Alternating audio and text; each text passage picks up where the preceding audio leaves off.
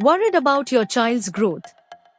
Parents often worry and ask, is my child growing as per his/her age? My child looks thin. Should I really be concerned? Growth monitoring is an essential component to track the growth and development of a child. It also helps in early detection of growth faltering of a child. What is growth monitoring?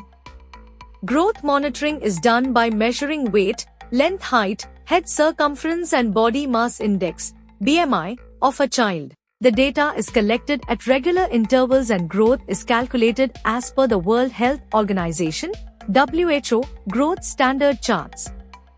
What are WHO growth standard charts? WHO has developed separate charts to record weight, length, height, head circumference in accordance with the child's age. Also, the charts are separate for both girls, pink-colored, and boys, blue-colored. They are applicable for all children in the world from any region, race, religion, or community. Let us understand what weight for age growth charts say. What we can see, age of a child is mentioned on the x-axis and weight, in kgs, is mentioned on the y-axis. Few curves, green, orange and red, on the chart. How can I monitor if my baby is growing well? It is recommended to take your baby for growth measurements every month.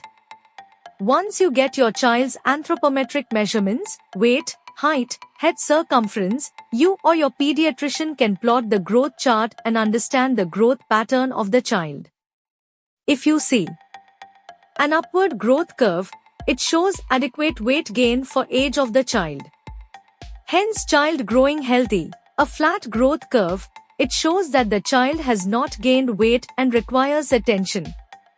A downward growth curve, it shows that the child has instead lost weight and requires immediate attention. It is important that starting from the birth weight, each child follows his trajectory of growth. If the trajectory slows down or drops down, then the child requires attention. It is recommended to consult the pediatrician health care provider before taking any decisions on growth faltering in a child.